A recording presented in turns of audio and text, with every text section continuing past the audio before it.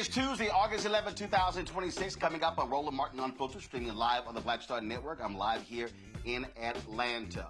A major decision out of Texas. A judge has struck down the Houston Minority and Business Enterprise Program that is going to have a devastating impact on black-owned businesses in the city of Houston. We'll talk to a city council member there. In Florida, Representative Angie Nixon is running for the United States Senate. We'll talk to her on today's show. Also, we're watching the election in Wisconsin. Will DSA notch a huge win there with Francesca Hong leading the polls in that race? A new report in Iowa questions the true safety of having resource officers in the state's school after a troubling number of black children are disproportionately detained. We'll talk to someone with the Iowa ACLU. Also, Martin's children's book will be on to discuss how it's helping children grow their minds in math, reading, and boosting their self-esteem in the classroom. Plus, we'll talk the latest politics, including the latest stupid stuff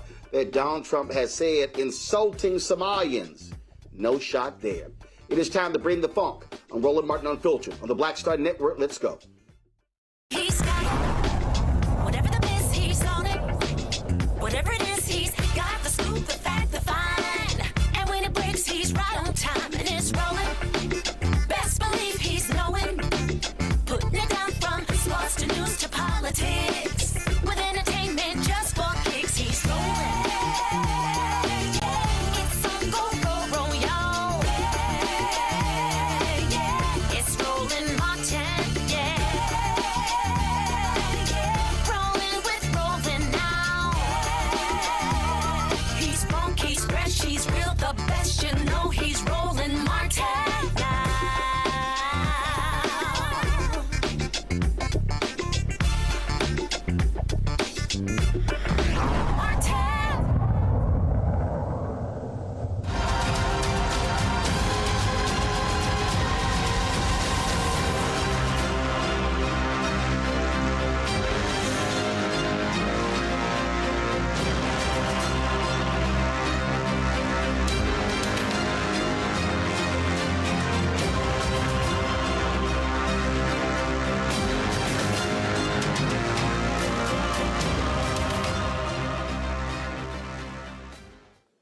Folks, in Texas, a federal judge has struck down the race portions of the Houston Minority and Business Enterprise Program, a ruling that it is unconstitutional and violates the Equal Protection Clause of the 14th Amendment. The city announced that it will no longer recognize or administer the program's MBE certification. On July 28th, U.S. District Judge David Hittner ruled a permanent injunction blocks the city from using racial preferences when awarding public contracts. The case was brought forward by two white landscape business owners in Spring, Texas, who sued the city in 2023 after being denied certification. Houston City Council member at large Willie Davis joins us right now. Councilman Davis, glad to have you here. So here we got two white men who tried to file under the MBE certification.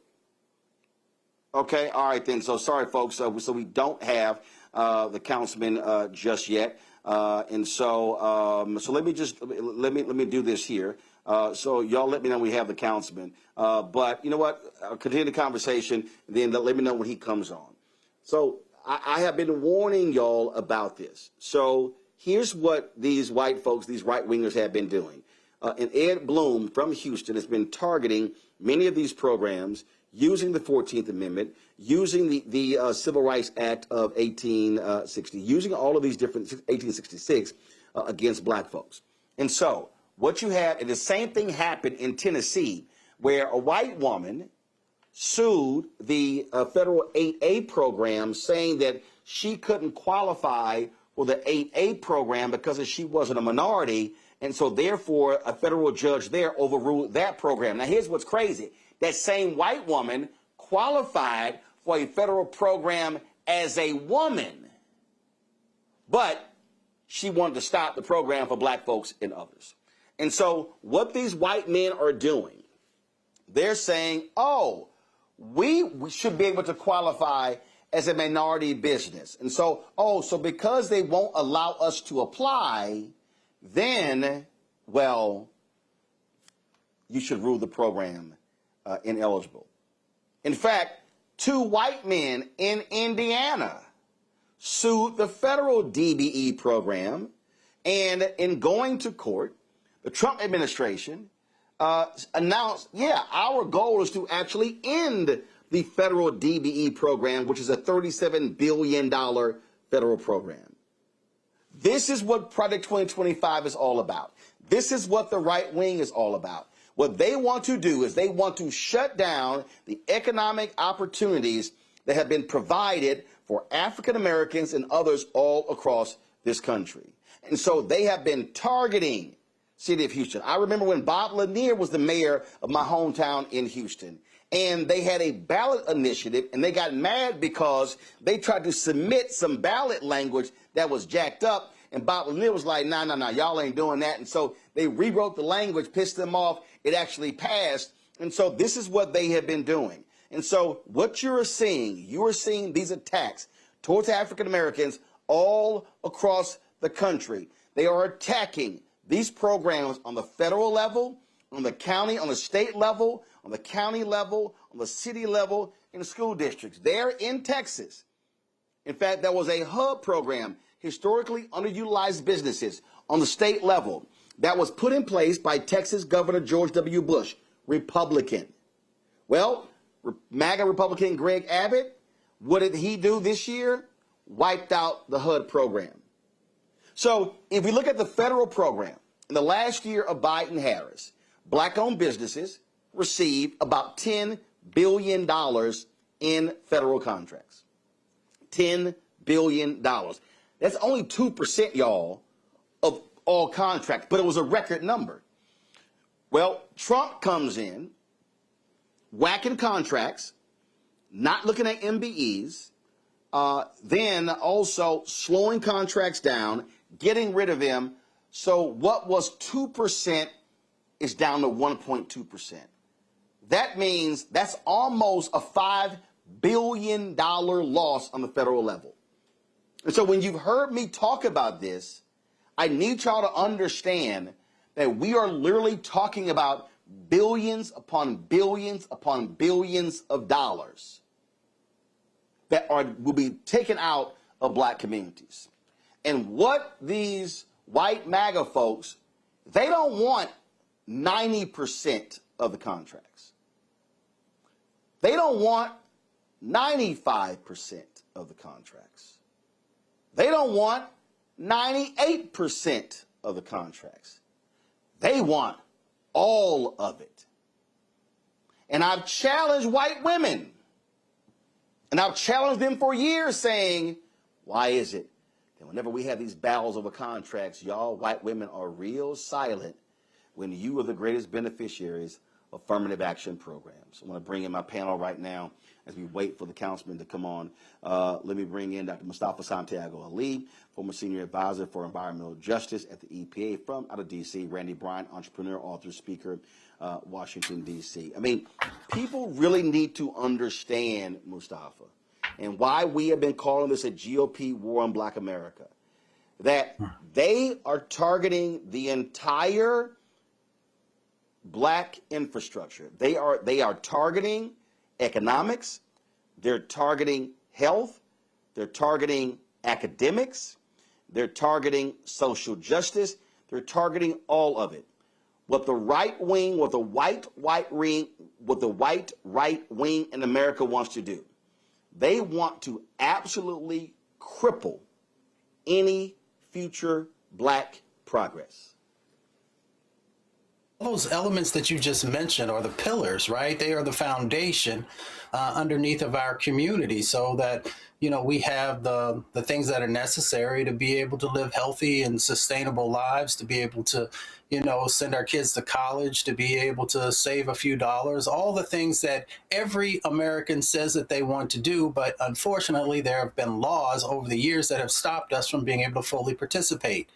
When they see us beginning to make some progress, even incremental progress, they automatically go into a strategic attack mode, beginning to, you know, dismantle the various laws that have been there, not to actually give us an upper hand, but to give us an opportunity to be able to participate.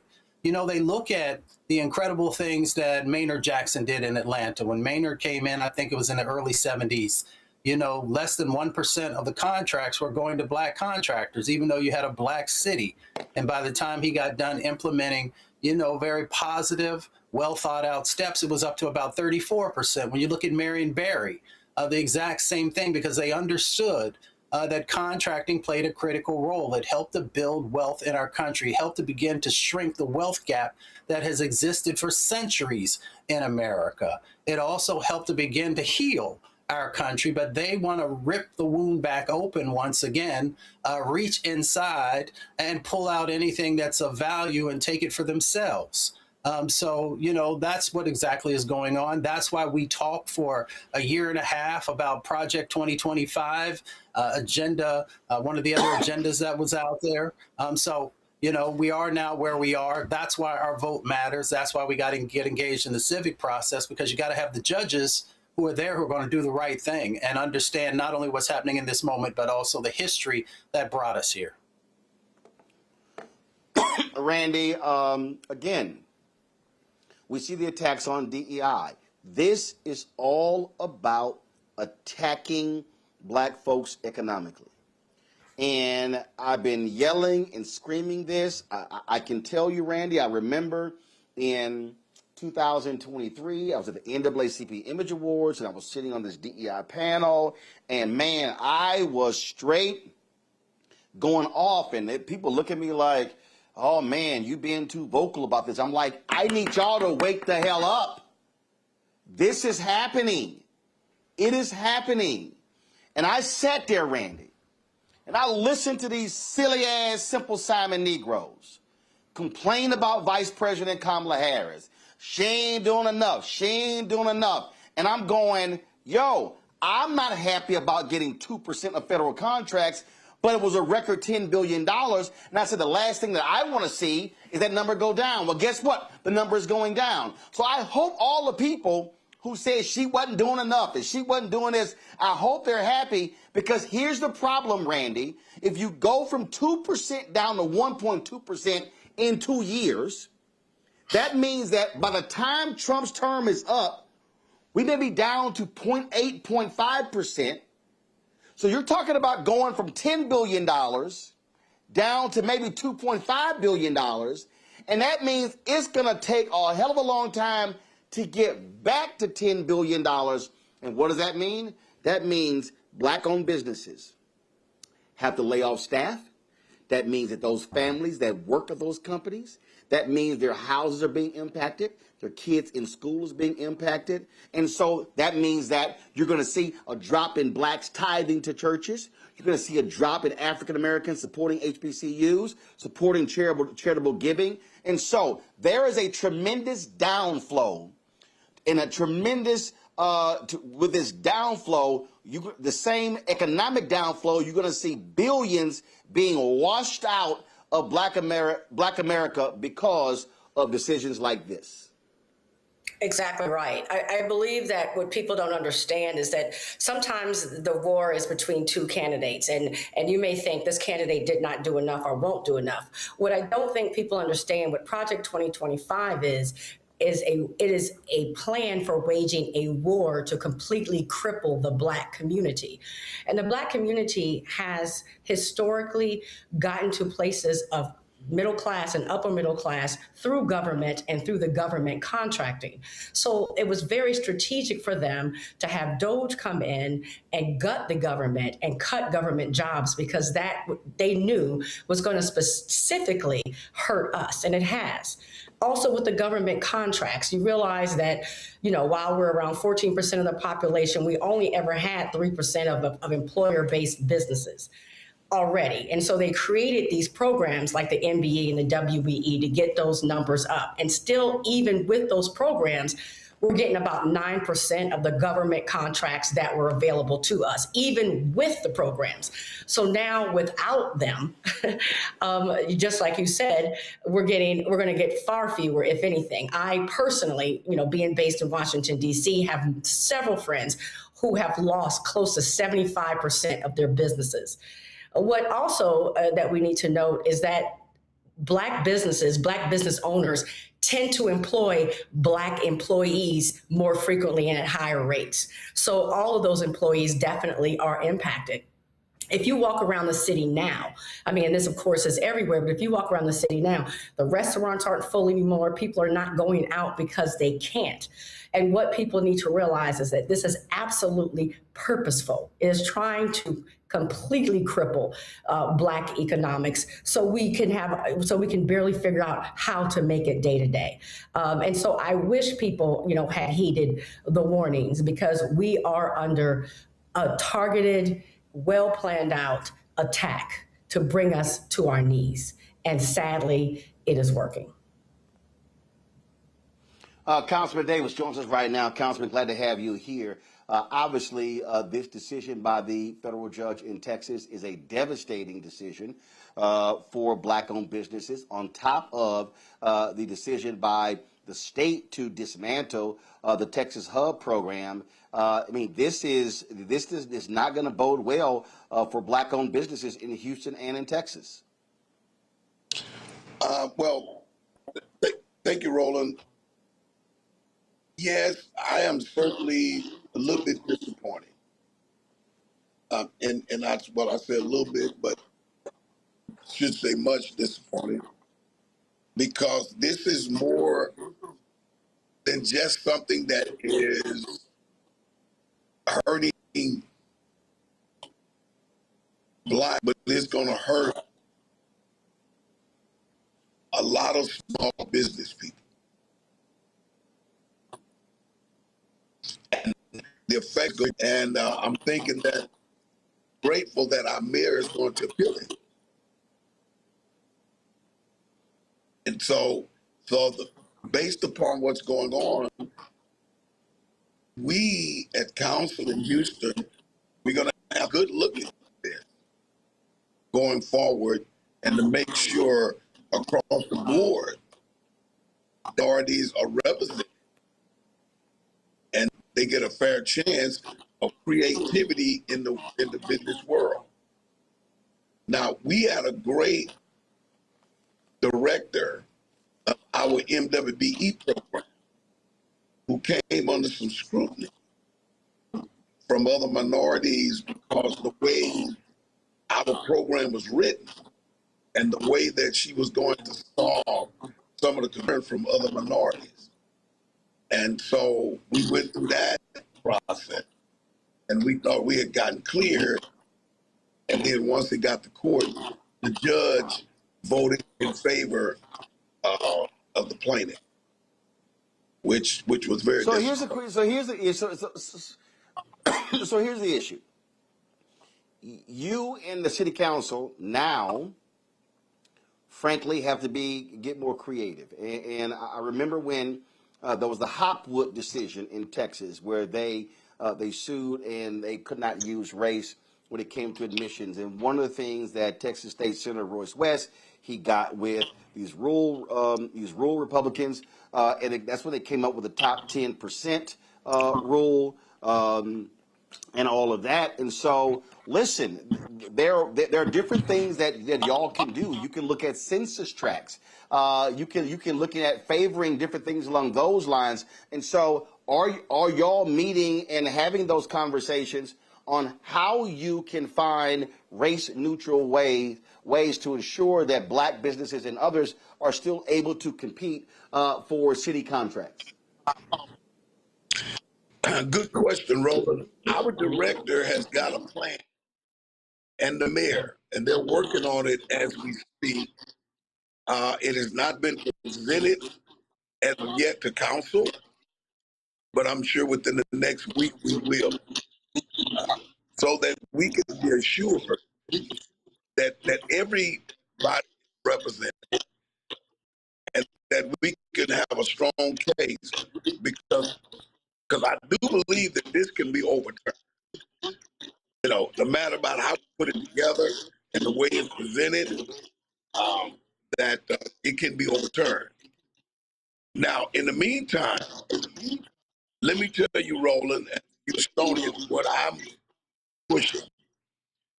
Last year, I did what was called a financial symposium, and that symposium was made up of small businesses and bankers. And when it get down to the dollars, I often said our city municipalities don't have all of the money. Our county government don't have all the money, but the banks have the money. And what we also discovered, Roland, in most of our cities, redlining goes on. And the Community Reinvestment Act of 1976 helps to protect our communities for the fact that some people redline, and we need to correct that. So I'm already, along with whatever the mayor and our director rolls out, I'm getting ready to have my second one annual financial symposium. And we had over 350 people registered for the first time last year. So there are solutions. And I'm not saying give up your MWEs, but what I am saying, we need to use every tool in the toolkit. Yeah. Well, I absolutely agree with that, Councilman Davis. Listen, we'll wait to see what that proposal is that goes to the mayor of the city council. We'll be paying close attention. We surely appreciate it. Thanks a lot. Thank you, my friend. All right. Again, I'm just trying to warn people to understand what's going on here. We are facing a situation where all across this country, especially obviously on the federal level, but in these red states where African Americans are going to be targeting, and y'all, they're going after it all. They're going after the money. And so if you start taking away billions of dollars in contracts, you're going to be impacting not just those business owners, but their employees. You're going to be impacting the black law firms they use, the black accounting firms that they use.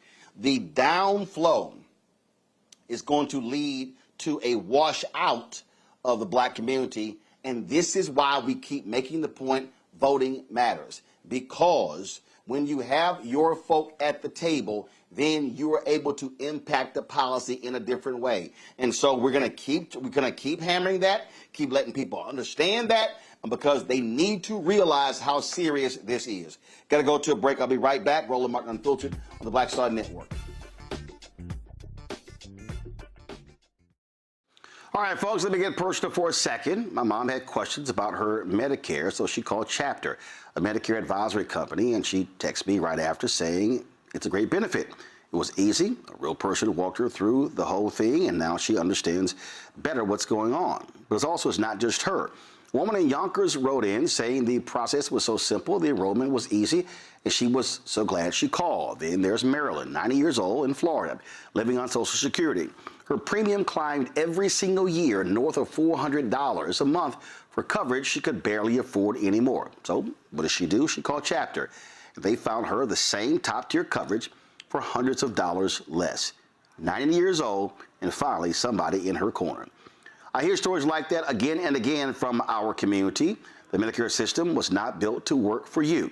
Too much fine print, too many plans. Yet Chapter's advisors are independent and honest, the only Medicare advisors that compare every plan nationwide. They're focused on one thing, what actually works for you. If you're already in the right plan, they'll tell you. No games, and people who switched with Chapter saved an average of $1,100 a year. All it takes is 20 minutes. You talk to a real person, and it's completely free help. So call Chapter at 724-264-8281, 724-264-8281. That's Chapter. Let me ask you a question. Why do so many people seem to think they know black men so well? What they think we want, what they think we need. Hell, they even tried to tell us why and how we voted, but never had a conversation with us. Never asked us how we felt, what brings us joy, what makes us angry, what makes us scared. How do we live? That's what this show is about. No translation, because we don't need anybody speaking for us. We can speak for ourselves. This will be a show where we bring brothers on that you don't see on every other talk show. Nope.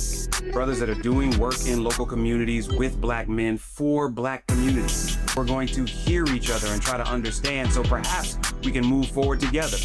No translation, because we don't need anybody speaking for us. Nope. What we need is each other. No translation. Right here on the Black Star Network. Check it out.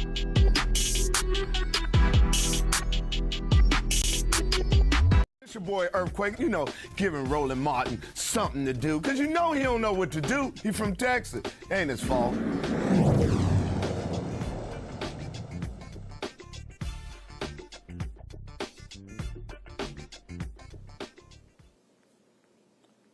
Folks, in Virginia, a federal judge has ordered the Shenandoah County School Board to remove Confederate names from 2 public schools. Judge Michael Urbanski ruled on August 6th that restoring the names of Stonewall Jackson and Turner Ashby in 2024 violated the 14th Amendment and the Equal Education Opportunities Act by discriminating against black students and perpetuating segregation. The ruling sided with the Virginia NAACP in its lawsuit against a county school board's reinstatement of Confederate military names. The board is now ordered to change the school's monikers again. The Virginia NAACP filed a lawsuit on behalf of 6 students and their parents in June 2024 after the school board voted 5-1 to change Mountain View High School back to Stonewall Jackson High and Honey Road Elementary back to Ashby Lee Elementary, which combines the name of Robert E. Lee and Turner Ashby, a Confederate cavalry officer. I mean, Randy, this what does this show? This goes to show you that these white racists, they are so in love with the Confederacy, and they are Republican. They love the Confederacy so much, and so they change the name. This was in the wake, of course, the death of George Floyd, and then Trump gets elected. They're like, hey, let's go on back to the racist names. They're pitiful. The fact that they are still hanging on to these so-called heroes of theirs, and they lost the war. That's what I don't get. Like, how are you celebrating someone who lost the war, but they cannot let it go?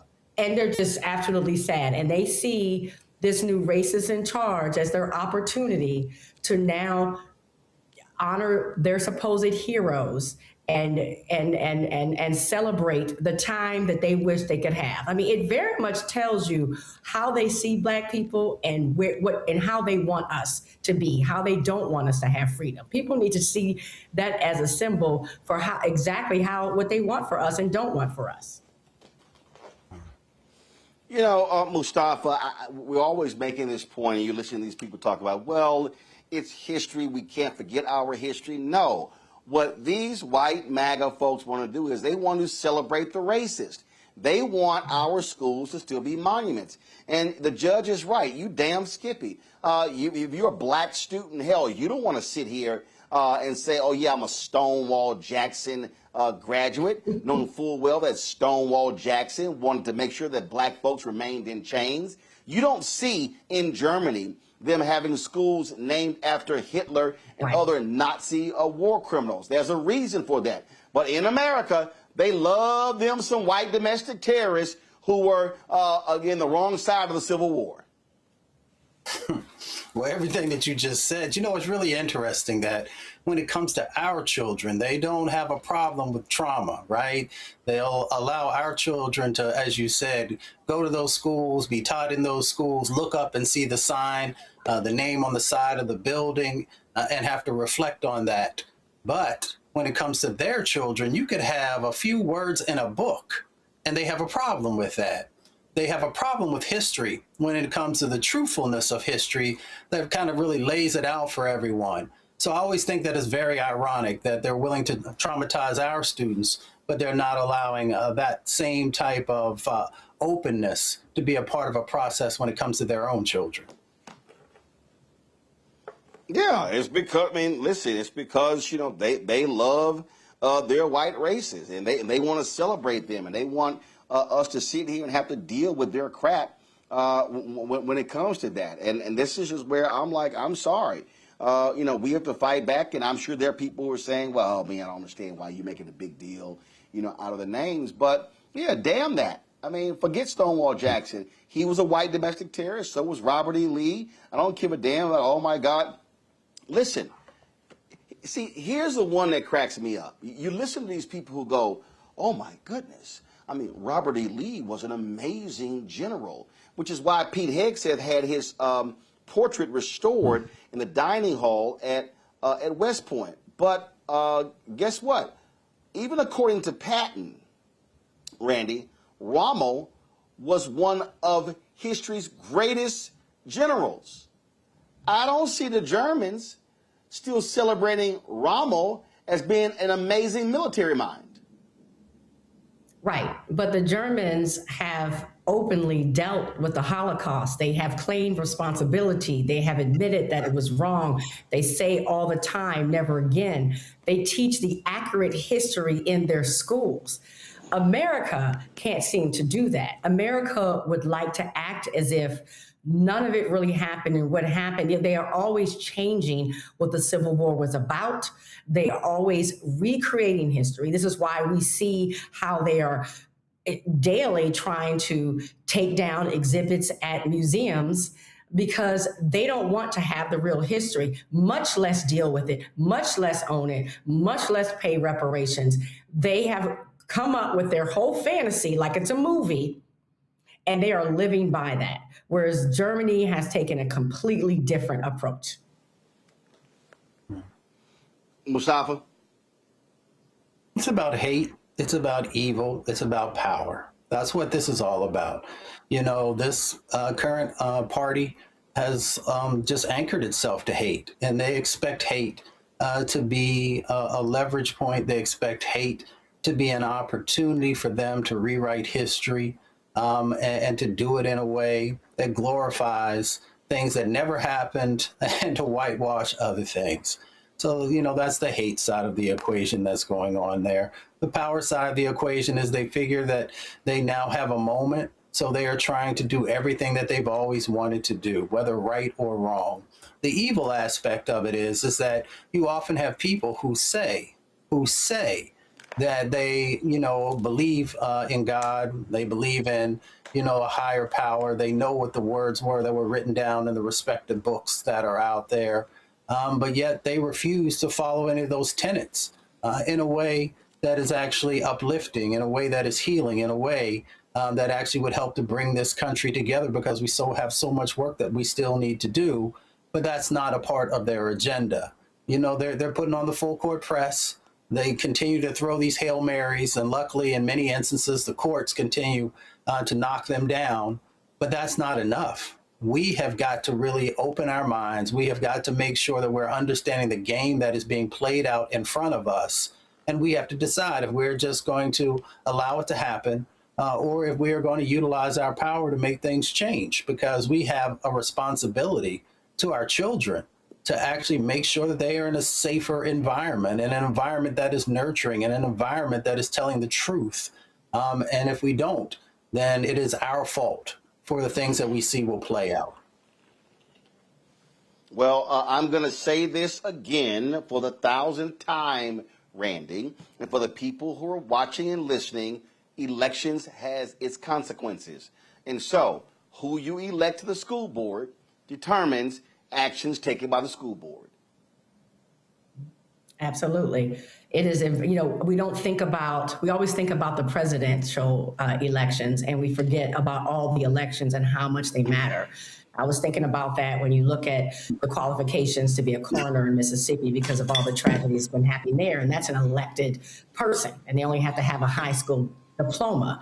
So right there, elections matter. We see what happens with our schools and how they try to change policies that can psychologically destroy a child, because they don't think about our kids, and they decide oftentimes what the curriculum's going to be, what books can and cannot be in the libraries, and the names of the school. So it is absolutely vital that everyone decides to play a part and not just vote, but also run.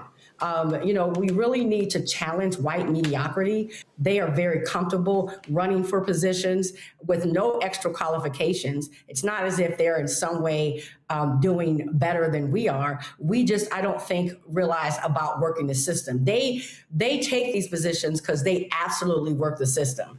And so, you know, what I've been trying to tell people is, I know that we're very frustrated with this system right now, but while we're trying to make changes to the system, we also need to work within the system to have as much power as we possibly can have. And let me just give Yeah. a shout out to the people Yeah, who brought yeah, up the it- lawsuit as well. Yeah. I Yeah, was just going to it's real say, I really simple. appreciate people challenging. You cannot. Yeah, it's real simple. You can't complain about a process and then check out of a process. No, Right. that simply cannot happen. All right, we're going to go to a break. We come back. We're going to talk to Florida State Representative Angie Nixon, who, of course, is running for the United States Senate. And said that primary is coming up this month. But before we go, folks, got this read for you. Summer always feels like it's going to last forever, and then suddenly it is almost over. Before the year wraps up, here's one thing worth doing for your future self. What you can start doing is building your credit with Kickoff. Now, users with credit scores under 600 grow an average of 86 points just by paying their bills on time. With the transparent, affordable plan starting at just $5 a month, no hidden fees and zero interest rates, Kickoff helps you score big when it comes to credit. It's very simple. You make on-time payments, credit bureaus see good behavior, and your credit can grow fast. Plus, their rent reporting feature is a really big deal. It helps you build your credit with the rent you already pay. Now, every positive on-time rent payment gets reported to help boost your credit score. So you can start building your credit immediately for only $1 for your first month. You can set up auto pay so you never worry about missing a payment.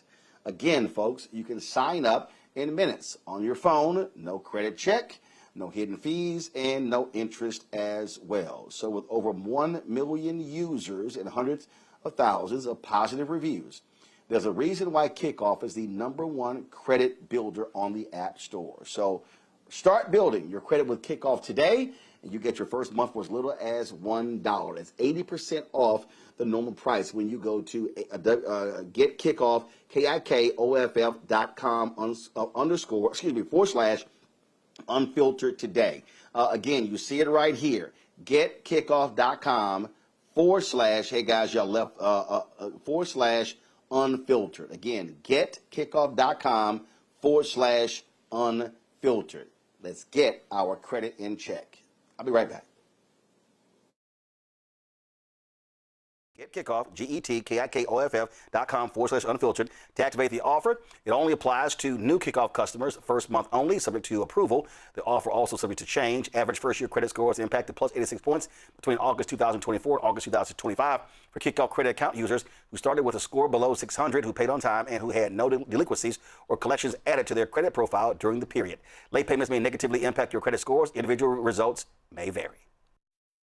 All right, folks, let me get personal for a second. My mom had questions about her Medicare, so she called Chapter, a Medicare advisory company, and she texted me right after saying it's a great benefit. It was easy. A real person walked her through the whole thing, and now she understands better what's going on. But it's not just her.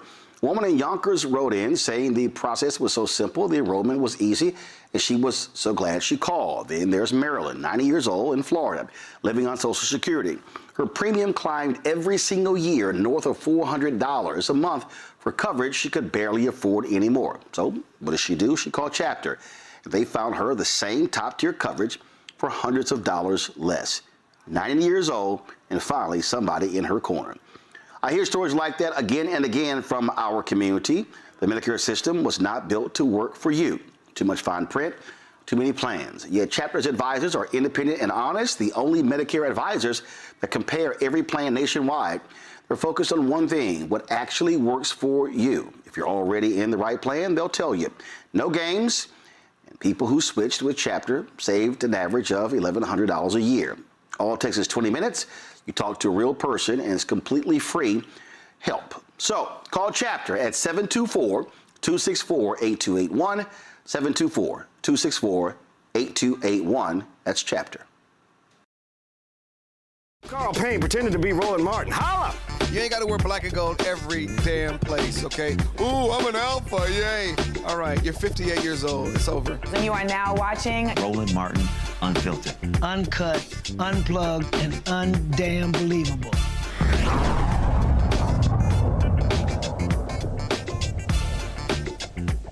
Folks, 1 week from today, voters in Florida go to the polls to vote in their respective Democratic and Republican primaries. In the United States Senate primary, Florida State Representative Angie Nixon. She wants to be the Democratic nominee for the United States Senate. She is running against Alex Vindman. He has raised a ton of money, and so she is up against an avalanche. Of course, they're running for the seat currently held by Republican Ashley Moody, who was appointed to that particular job. The Democratic Progressive Caucus of Florida is supporting Nixon over her opponent, high-profile retired Colonel Alex Vindman. Nixon, of course, has spent 6 years in the State House opposing Governor Ron DeSantis' anti-black agenda. She also staged a May sit-in at DeSantis' office protesting the GOP's mid-decade gerrymandering process. As a result, she was charged with 2 misdemeanors that she's fighting in court. However, that has not stopped her, nor those who believe in her race. She joins us right now. Representative Nixon, glad to have you here. First and foremost, you heard me just say, listen, you're being outraged, but at the end of the day, the person with the most votes actually wins. How are you countering the avalanche of money that is going towards your opponent? What are you doing? For sure. So thank you for having me. I am countering it by going out and knocking on doors, having conversations, and doing what I've always done. I am a community organizer, and I have built a large coalition of folks all across the state of Florida, and we know how to win, right? And so we're talking about the issues and we're meeting people where they are. Unfortunately, my opponent is acting like a politician right now. I don't consider myself a politician. I consider myself a community servant and someone who just really cares about people. He's not showing up at events. He's refusing to debate. He is running away from questions, literally on camera. And that is showing up at the polls. A recent independent poll came out and showed that I have the strongest possibility. I'm the strongest Democratic candidate that could take on Ashley Moody this November. And that's because I always show up. Gotcha. So what are the issues that you're highlighting? What is getting the attention of Florida voters? What are you focused on? Yeah, so as I travel all across the state of Florida, I hear the same thing, right? It is people can no longer afford to be alive, right? Folks are working harder than ever with nothing to show for it. And so one of the major issues, though, is medical debt and people not being able to afford health care. You know, we had the largest amount of folks who are on the ACA rolls here in the state of Florida. And when unelected Ashley Moody decided to vote to end the ACA subsidies, that knocked off about 300,000 people off the ACA rolls. And it also jacked up healthcare premium costs all across the country. And so folks are really, really hurting here in the state of Florida, and it's very unfortunate because healthcare is a right. And so that's one of the major issues. Also, this housing crisis that we're currently living in. Here in the state of Florida, we are the least affordable place to live in the country right now. 18% over the national average as it pertains to renters. We're over 300% as it pertains to property insurance, and it's just so unaffordable. And of course, you know, we have these working family taxes on us that were put on us by Donald Trump, right? Who decided to put these tariffs on us and give away these tax breaks to the rich with his big BS bill. I don't call it beautiful. It's BS. And so it's really causing people to struggle right now. You mentioned affordability of housing there. I mean, Ron DeSantis spent several years touting, everybody's moving to Florida. Facts show that ain't the case. They're leaving Florida because the costs are outrageous, the housing, but also when it comes to insurance. Yeah, they're definitely leaving because of insurance, right? I believe in a fully funded public option. Why are we allowing these companies to give a lot of money, their profits, to shareholders when they oftentimes deny claims and they have been known to leave Florida after major storms? And so we need to make sure that we have a backstop with the federal government and holding these insurance companies accountable. Look, a lot of these issues are happening because people like Ashley Moody, the Donald Trumps of the world, they're only beholden to their campaign donors. And that's what the problem is. They continue to pass legislation to allow them to get richer, and everyday people are just continuing to struggle. They're being exploited on the job because these companies don't want to pay them living wages. And I really want to work to put an end to that. Question from the panel. Mustafa, you first. Yeah. Well, Representative, it's good to see you. You had mentioned a number of different things that folks in Florida are facing. I've been blessed to be able to work in a number of different locations. The climate crisis, right now we're in the middle of hurricane season. There are a number of different things that are impacting Florida. If you're elected, what will you do to help folks to be better protected there in the state of Florida? Yeah, for sure. So we definitely won't be spending money. I won't allow them to spend money that is dedicated to ensuring we have a quality infrastructure on expensive political stunts like Alligator Alcatraz. That's number one. They used a lot of our money that was supposed to go towards building out the infrastructure, providing resources for people in case of a natural disaster. They used it to pad the coffers of their campaign donors with no bid contracts. They literally spent only over $200 million on porta potties, right? That's a whole lot of, and it's so very unfortunate. And so I want to make sure that we are sending money back to Florida to make sure people have good infrastructure. There's a lot of flooding that takes place here all across the state of Florida. And we have people like Ron DeSantis and these, oftentimes these Republican governors and things like that. They have not done what they needed to ensure that Floridians have a decent infrastructure in time of natural disaster, to make sure that they are hardening the utility systems across the state of Florida. And so those are some of the things that I want to do, make sure we're drawing down money to prepare people in times of natural disasters. Randy? Thanks so much for being here. I know for someone to be motivated to do what you're doing, it takes great sacrifice. And I'd like to know, what is your hope for Florida? What is your vision? Yeah, so my hope for Florida is the people, right? I believe that hardworking, everyday people should get to shape what our communities look like and what our economies look like. Right now, the people that are shaping what our economies and community look like are these corrupt corporations and these huge, these really, really big billionaires, right? These greedy billionaires. It makes no sense to me that we've produced the world's first trillionaire, and meanwhile, we have veterans that are living on the streets. Meanwhile, we have educators that are calling my office because they can't afford to live in this state and they're living in their cars. And so my vision for this next 250 years is actually to build a new vision, right? One where every family has stability, and one where every worker has dignity, and one where every young person has the opportunity to reach the true American dream. And what that looks like is passing common sense legislation like Medicare for all.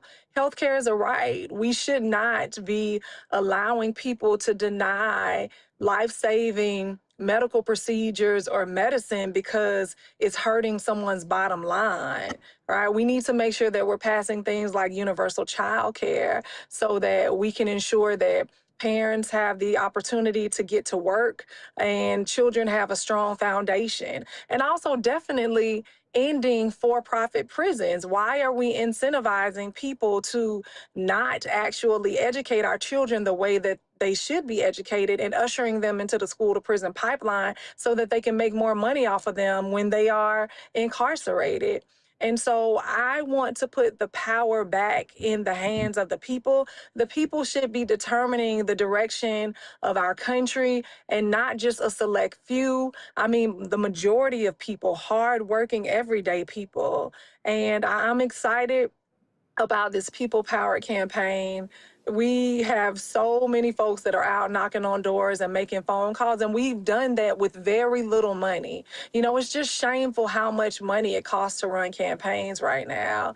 And it's shameful that the establishment is not supporting a Black woman who has put her body and her life on the line for, you know, our democratic principles, which are to help benefit and improve the lives of working families here in our state and in our country. And I'm gonna keep pushing, right?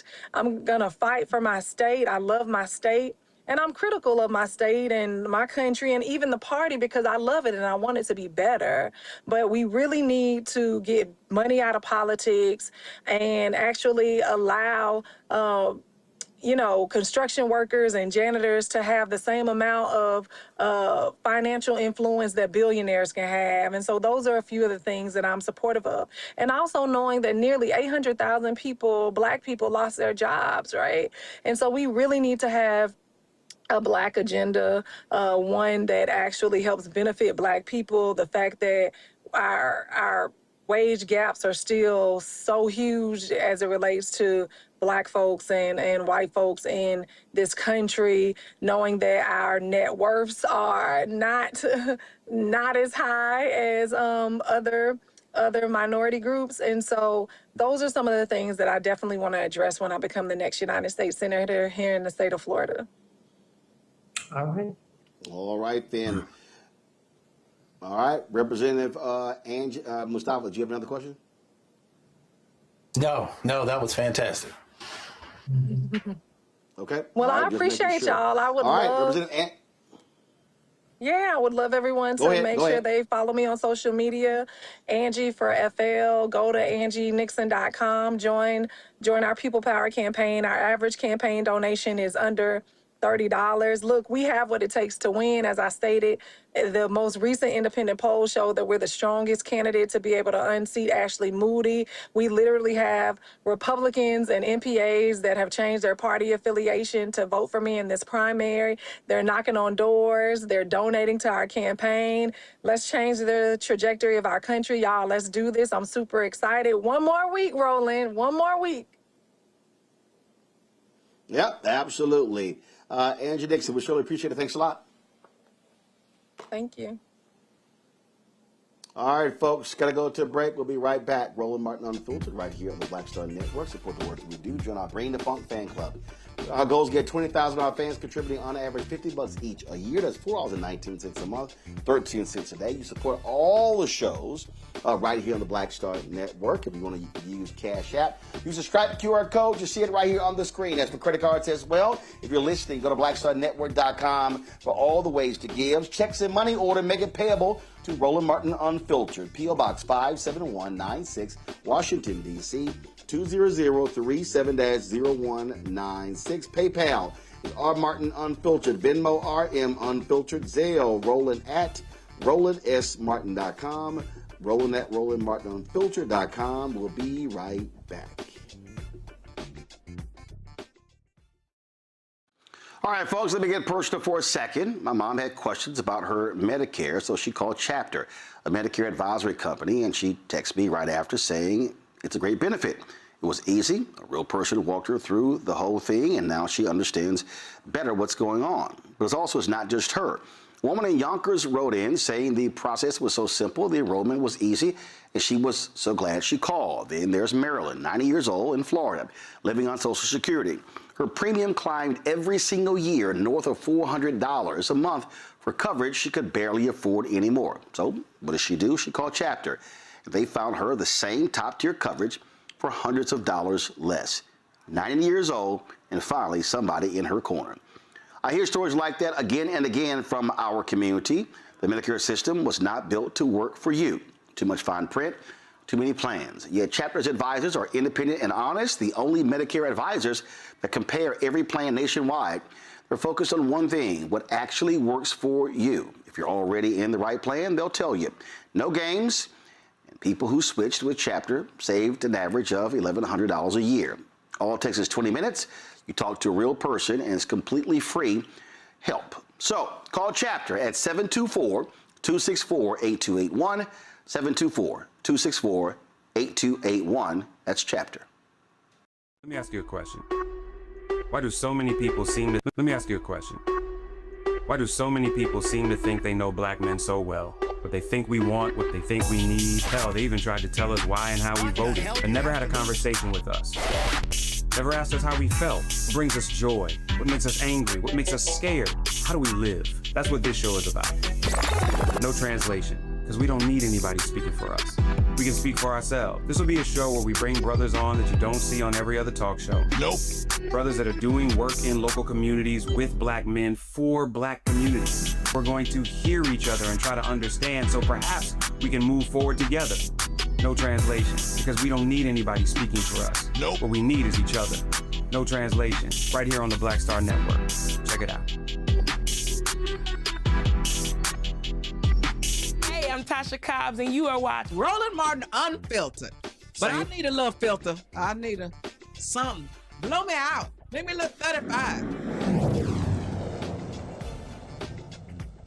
Got it.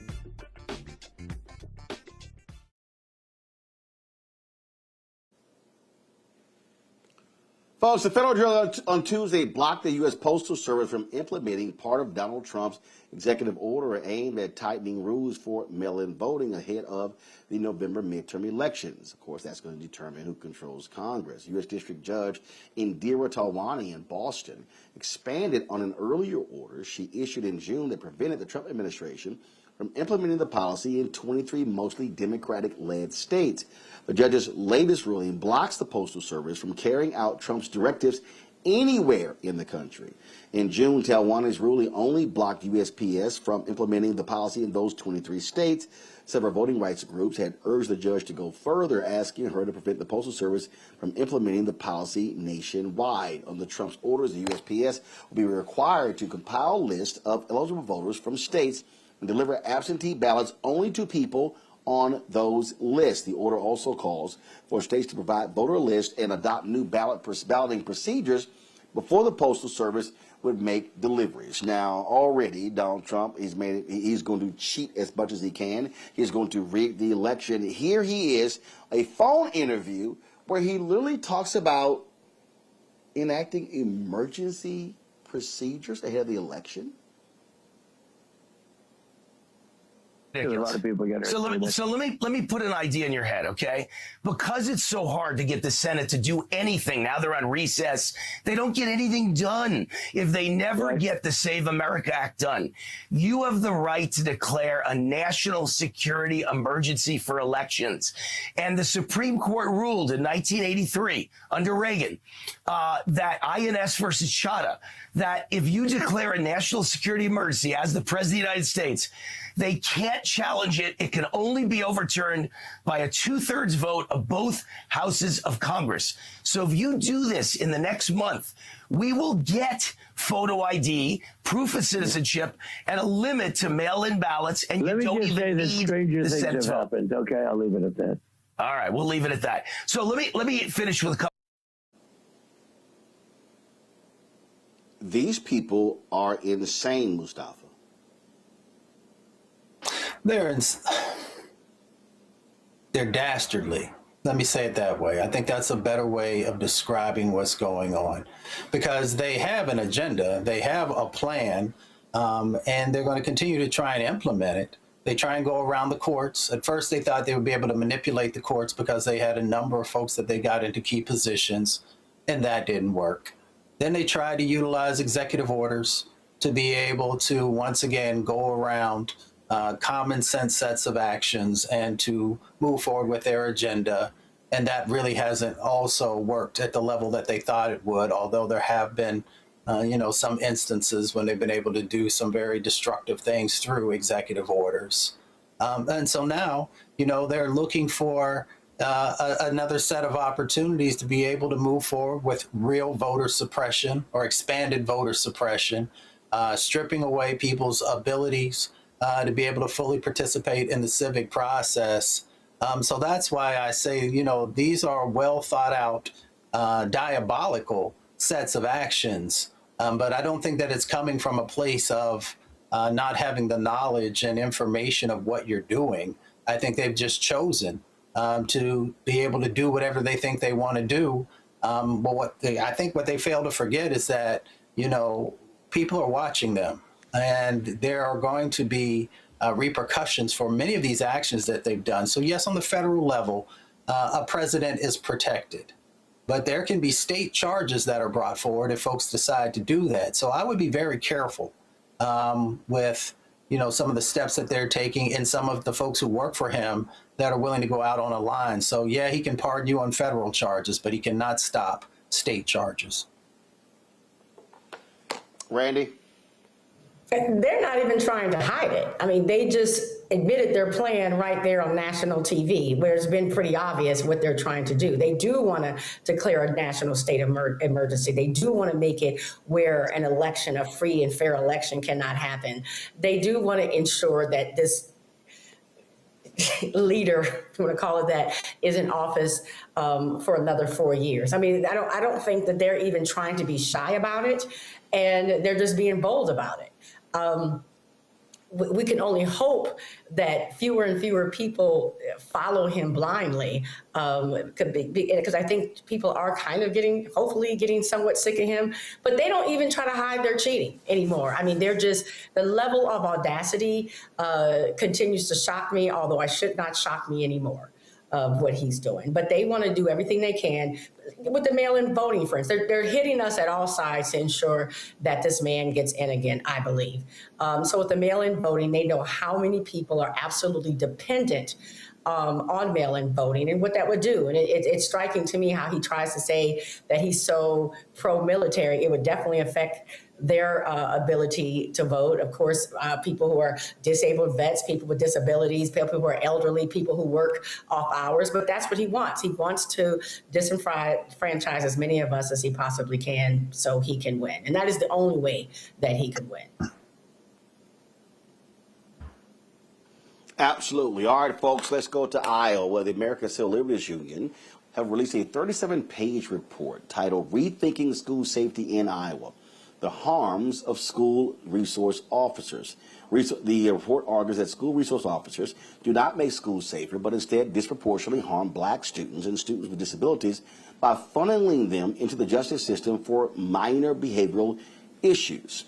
Let's talk about this right now with Veronica Fowler. She's the Director of Communications for the ACLU in Iowa. Veronica, glad to have you here. And so looking at this report, how bad is it? Well, it's bad. We had found that we basically did a lot of open records requests to schools in Iowa that had school resource officers. We looked at federal data from the U.S. Department of Education Office for Civil Rights. And we also looked at a host of studies about school discipline and racial disparities in schools.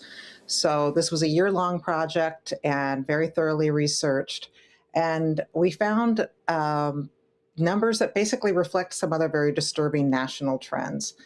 Black students in Iowa were arrested at 3.7 times, nearly 4 times the rate of other students, even though studies that we cite show that they do not misbehave at a higher rate than other students. And then, of course, you also mentioned students with disabilities.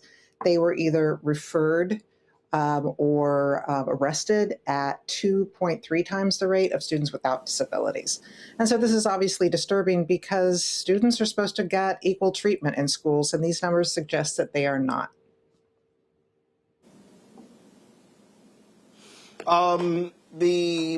This report was done at the behest of whom? Us. The ACLU has long been concerned about the role of school resource officers. And the national offices and different state offices have done their own data collection and analysis and advocacy. And we decided that it was time for us to look at the situation in Iowa. You know, in Iowa, we only have 4% of the population that's Black. And so these numbers are especially concerning because it suggests that Black kids are in some ways being targeted or not treated equally. And that's not really the goal of anyone. Questions from the panel. Randy, you first. Thank you for this work that you're doing. I recognize how valuable it is. And I'm just going to be honest about my frustration. My first job out of graduate school was a high school English teacher. And study after study has been conducted coming up with the same information, right? I'm not specifically Iowa, but it's all across the country, and we've known this. What is it going to take for the change to actually happen? It seems like the information, yes, that's great, nice, but then we still have the resource officers. The resource officers are more in schools where, Black children are. Our kids have always been disciplined more, starting in kindergarten. And every study has always shown that the minute that a child has any interaction with the justice system, it's almost like a self-fulfilling prophecy, right? And so, but nothing is ever done. So what are the plans? Are there any plans to actually do something with this information? Well, I absolutely agree. And I wish I could say a study like this is going to change everybody's minds and we are going to get overnight action. And that's not the case. But what I do think happens is the more studies that come out like this, the more it's demonstrated, the more schools are likely to listen and take action. We've had a couple encouraging situations. Right after George Floyd, Des Moines, which is the largest school district by far in this state, reconsidered its SRO program and got rid of SROs. That's a hopeful sign. Also, in Ames, Iowa, where that's the home of Iowa State University, they also decided to look at the stats. And in fact, one of the school board members was a sociology professor who had done work on racial disparities. And she sat down and really looked at the numbers. And as she said, the tears started coming down her face because she could see how clear the inequities were. And she was a leading force in leading the school board to get rid of their SRO programs. So we are hopeful that there will be other districts that will take action. But it sometimes people have certain preconceived notions about SROs. They have the reasons that they might like SROs. They often say, oh, our SRO is wonderful. Our SRO would never, ever treat students differently based on their color or their ability level. But that is a statistical sampling of one. Sometimes it takes hard numbers like this. And we also listed district by district what the racial disparities were. And some districts fared less well than others. In fact, strikingly, Waterloo, Iowa, which is the home of Nicole Hannah-Jones, who, of course, led the amazing 1619 Project. And her school of the schools that turned in data, because some didn't even really turn in reliable data to the federal government, which is a problem in and of itself. But Waterloo, Iowa, their student population is 27%. And yet, Black students accounted for 43% of the arrests. And it's just so disheartening because, if you've listened to that amazing or read that amazing series, things aren't changing the way we would like. Right. Thank you. Well, of course not, which is why we do what we do here, because this is what happens when folks don't want to do the right thing. We certainly appreciate it. Thank you so very much for joining us, and keep the fight. Thank you. All right, then. All right, y'all. You know what? I really try my best not to show you this the stupid asinine stuff of Donald Trump. But when I listen to this nutcase, and when I think about how these right-wing trolls responded when Hillary Clinton said deplorables, and then when Joe Biden called them whatever the hell he called them, they just lost their mind. They just lost their damn mind. Y'all, listen to this pathetic individual as he talks about Somali immigrants. These are people that have been not successful. They're people that have been, in many cases, failures. They come from other failed countries, and they come here and they tell us how to run our country. They come from places like, I won't mention because I don't want to get myself into a controversy, but they come from countries that are not great. They come from, let's say, as an example, Somalia. They come in and then they tell us how our Constitution, how our Declaration of Independence, how it works. It doesn't work that way, and they're not smart. They have no aptitude. They have nothing going, and they're telling us how to run our country. And I just don't think it's going to happen. I think that they start off, now I may be wrong, but says a dumbass Randy who can't even read.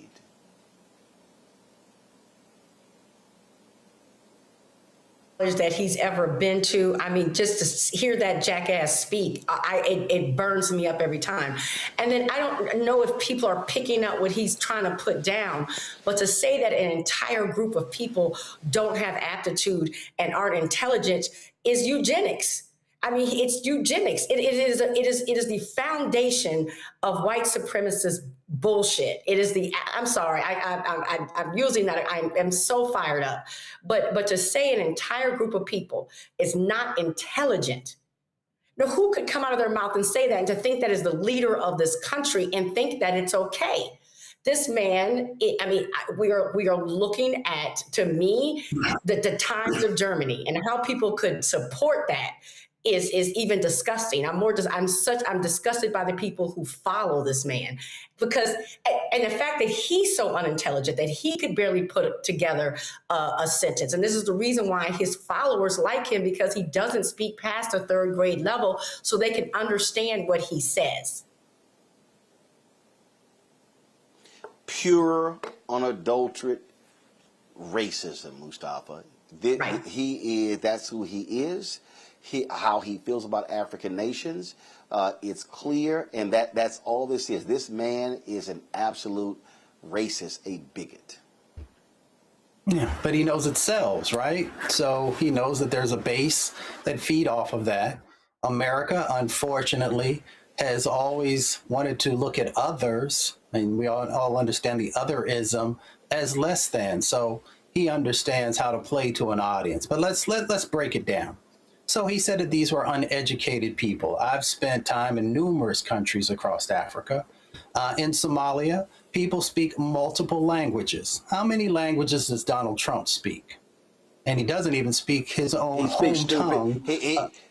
Right. Very well. He barely can speak English, and he speaks stupid.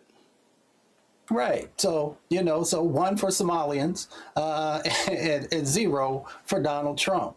When we talk about Africa, everybody who watches this show understands the extraction that has taken place in multiple countries there. You can look at their fishing industry, where people cross over borders and illegally I think they've lost over $300 million a year in illegal fishing that's going on. And you can go down the list if you look at their forest and how they have also been plundered. Yeah, it's one thing after another, but they never bring that into the conversation when we talk about the infrastructure that's in a country, the lack of economic stability that may exist. They don't talk about the destabilization that not only our country, but other countries have played a role in. So he really has no truth to stand on, but truth is not something that he cares about. And when immigrants come to this country, we know they work extremely hard because they know that they have to. But that doesn't matter to him because he wants to paint them as less than. But there is no one who comes to this country from Africa, or no one who is indigenous, or Black Americans who are indigenous to this country, who have not superseded all of the hurdles that have been put in front of them. He's never had one. He was born with a silver spoon. His father was a racist. He's bringing forward racist ideals, and he's trying to completely destabilize America because he knows that the 21st century is a browning of America, and he fears that. But we'll continue to move on, and to those brothers and sisters from Somalia, continue to do what you do. Well, he also is a moral degenerate. I mean, you're a pathetic individual when Hunter Biden talks about how his dad's prostate cancer is spreading, and this fool Trump makes fun of that. He is a vile, despicable human being. All right, y'all. Got to go to a break. We come back. I'm really trying hard not to label this generation of students completely soft, but I saw this story that to me, I think it's dumb and stupid when it comes to colleges and grades. I will explain when we come back. Roland Martin Unfiltered on the Black Star Network. Support the work that we do. Join our Bring the Funk fan club. You want to contribute via Cash App, use the Stripe QR code. You see it right here on the screen. That's for credit cards as well. Checks and money order. Make it payable to Roland Martin Unfiltered. P.O. Box 57196, Washington, D.C. 20037 0196. PayPal, R. Martin Unfiltered. Venmo, RM Unfiltered. Zelle, Roland at RolandSMartin.com. Roland at RolandMartinUnfiltered.com. All right, folks, let me get personal for a second. My mom had questions about her Medicare, so she called Chapter, a Medicare advisory company, and she texted me right after saying it's a great benefit. It was easy. A real person walked her through the whole thing, and now she understands better what's going on. But it's not just her. A woman in Yonkers wrote in saying the process was so simple, the enrollment was easy, and she was so glad she called. Then there's Marilyn, 90 years old, in Florida, living on Social Security. Her premium climbed every single year north of $400 a month for coverage she could barely afford anymore. So what does she do? She called Chapter. They found her the same top-tier coverage for hundreds of dollars less. 90 years old, and finally somebody in her corner.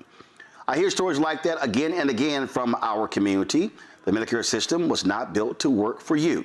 Too much fine print, too many plans. Yet Chapter's advisors are independent and honest, the only Medicare advisors that compare every plan nationwide. They're focused on one thing, what actually works for you. If you're already in the right plan, they'll tell you. No games, and people who switched with Chapter saved an average of $1,100 a year. All it takes is 20 minutes. You talk to a real person, and it's completely free help. So call Chapter at 724-264-8281, 724-264-8281. That's Chapter. This week on the other side of change. Black life, Black death, in a country that was never built for us. We are talking about 18-year-old Nolan Wells, his family's search for answers, and the way that our own trauma is showing up in how we are reacting to the news. Where was Nolan in the 90 minutes between when you're claiming you last saw him and when you actually left the island? Because 90 minutes is a lot of time. So where was he? Tune in on The Other Side of Change, only on the Black Star Network.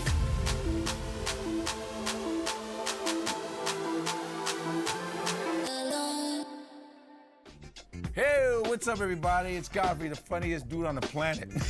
And you're watching Roland Martin Unfiltered.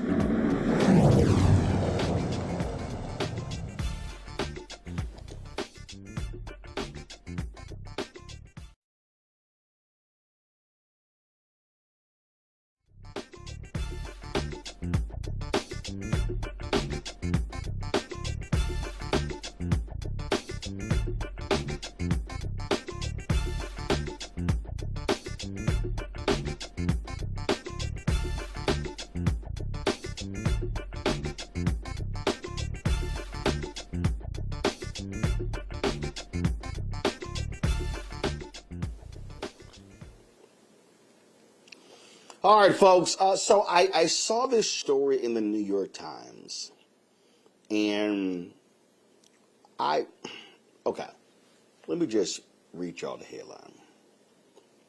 To improve student mental health, University of Michigan eases grading. The university will make first semester grades pass or fail to encourage students to try different classes and lessen fears of what a low grade could mean. It says the University of Michigan will replace traditional letter grades for some first semester freshmen with a pass-fail style grade to more gently ease new students into academic life.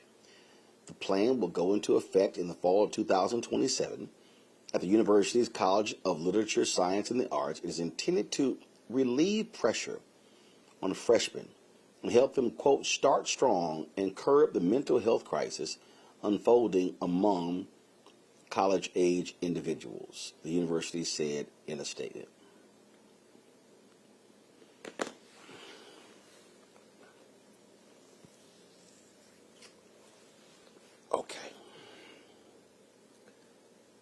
I am very cognizant of the issue of mental health. I understand pressures that students face in high school and college to get top grades.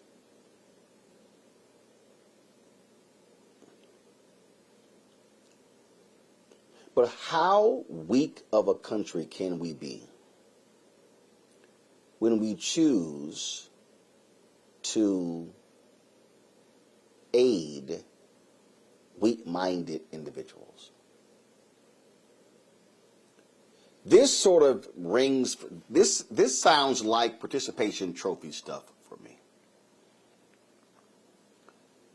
See, I think what you're dealing with is you've got these students who come from high school, and a lot of them actually think they're smart. Then they get to college and they realize they are so smart. And the problem I really have with this, Mustafa, is because for somebody who hires people, I will be honest, I see soft college graduates. I see people who have not been challenged. I see people who have not been pressured. I see people who have not had to go through hell to achieve their dreams. So for the university to say, oh, it's so fragile. It's so fragile. So we understand it's rough. So we're not going to. No, you're either pass or fail. It's not going to be an A. It's not going to be a B. It's not going to be a C. It's not going to be a D. It's not going to be an F. You pass or fail. I'm sorry. This is stupid. This is just dumb to me. Why do we sit here and play this soft game, Mustafa? It's called earning it. Well, you do have to earn it. I mean, all of us came up that way, you know, but it's a new day, right? So I think we have to ask the questions. One, are we making our students, are we helping our students to be competitive with the rest of the world? Because now jobs, you know, you got lots of different folks who are competing for the same jobs that are out there. The second question I would have to ask in helping to prepare our students is, we have an emerging, developing 21st century economy, and are we helping them to be in a position to be able to actually not just participate, but to compete also in what this new economy is actually going to ask of folks? The third thing is that, you know, for some folks, you know, my parents and others, you know, trying to be able to go to school, to be able to go to college, there were a whole lot of things that you had to be able to navigate. Not only did you have to be prepared academically, but you also had to deal with all of the, you know, bigotry and racism that was also a part of that. And even though some of that still exists in a smaller way, it's nothing that others had to go through, nor do, you know, whether it's my parents, my grandparents, or all of our parents, they probably never would want students of color to have to go through some of the things that they went through. The other thing that I'll say, Roland, is that this is not new, Wo. If you look at a couple of the Ivy League schools, some of them, that's the way their grading system works as well. So I think, you know, we just gotta, you know, ask the question, is it really helping students to be prepared for the things that they're going to face, the sets of opportunities that are in front of them? And then, you know, people start to make some decisions. Some of those online schools that are really big now, they follow a very similar model also. Yep. So that's why I bring into our conversation that we're dealing with a whole new set of educational sets of requirements. Randy, let me be clear. I was not a great classroom student in college. You know why? Because I knew it was BS. Follow me what I'm saying. I knew at the age of 14 I was going to be a journalist. And I knew what it required to be a journalist. And so the work that I put in outside of the classroom is why I was able to excel so quickly in my first 3 years in the business. I, in essence, created my own curriculum outside of the classroom, okay? And I remember having a conversation with, it was an English lit professor. And man, it was a Tuesday, Thursday class. It was like 8:15 to 9:30, and I was always late. So I remember one day, Randy, he gave us our test back, and he said, "Mr. Martin, I want to see you after class." I said, "Okay." So he proceeds to sit here and tell me, "You come to my class late. You didn't do well on the test. You don't do well on assignments." When he got done, Randy, I said, "Hey, bro, I'm going to be straight up honest with you. I don't give a damn about this class." And he was like, "Excuse me?" I said, "I don't give a damn about this class." I said, "Man, let me tell you something. I work at the local newspaper."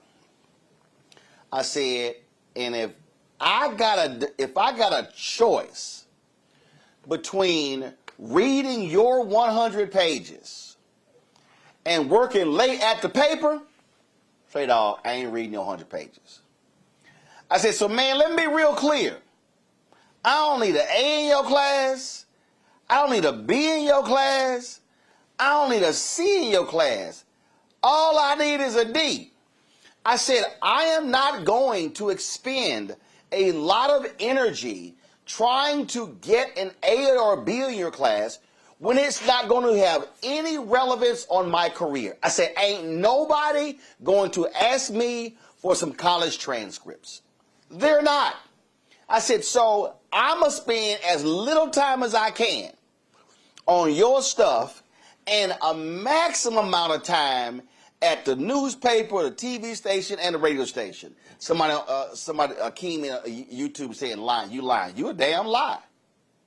Tell me I'm lying. I ain't lying. That's exactly what I said.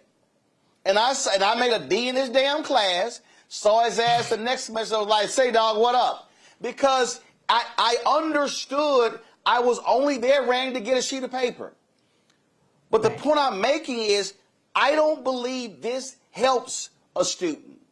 I believe there is something about aptitude to understand your familiarity with the topic. So, and again, now I made a different decision, but I'm just simply saying that now my journalism classes, I was hardcore straight when it came to, hell yeah, I wanted the A in those classes.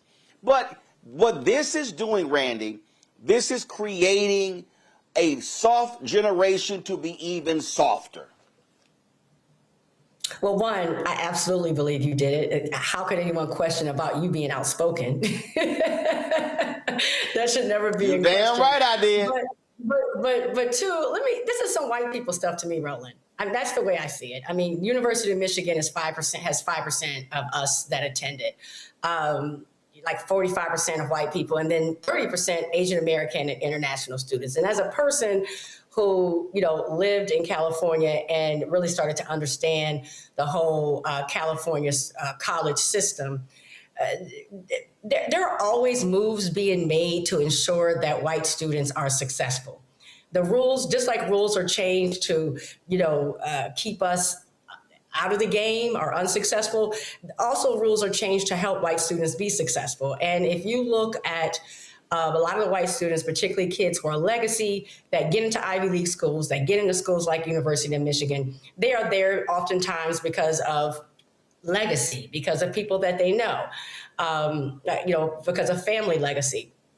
And they're not prepared really to go to school. They have been pampered just the same way as they're pampering these students now. My guess, I'm just telling you what I think, and my experience has shown me, is that those international students, about those 20% of international students and the Asian students, are whooping their asses. And and they are tearing them up and messing up the whole grading system, the curves, and those white professors and white people, like, how do we fix this so our kids are successful and they still look good? And they go to systems like this. I promise you that from what I've seen, it has something to do with this. This is some white people stuff, and I promise you they changed the rules to ensure that those students look successful even when they're not, because they were already soft. And this gives them the path to continue to be soft and look at it that way. Because it's not for our kids. And I promise you that there will never be a school that has a high population of black and brown students that attend that will do that. And you know no HBCU is going to do that. But for these kids, they're going to make it give them the opportunity to look as successful as they possibly can. No doubt in my mind. See, the problem I have, Mustafa, is that I'm not looking at those students solely in the classroom. I'm looking at what's going to happen when they leave college. And I'm telling you, I've had to deal with this. I've had to deal with students I've hired, not focused, not motivated, don't apply to their craft, don't study their craft, and oh my God, I mean, it's an 8-hour workday. You're asking me to work 9 hours? Am I going to get overtime? I mean, I've had to deal with soft people and they no longer work for me. And I'm telling you, we are not producing students with resiliency. We're not producing folks who are tough. It's like, oh my God, he yelled at me. Man, take your ass to CNN or MS Now or Fox and see if you screw up, if you don't have that video or you don't have that damn graphic. Watch how you get cussed out.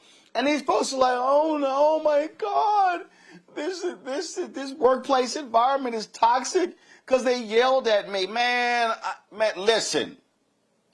What I'm saying is, you got to, if you're going to have people survive in the workforce, man, they got to toughen the hell up. And I'm sorry, this here, that was so concerned about the mental health. No, Mustafa, no.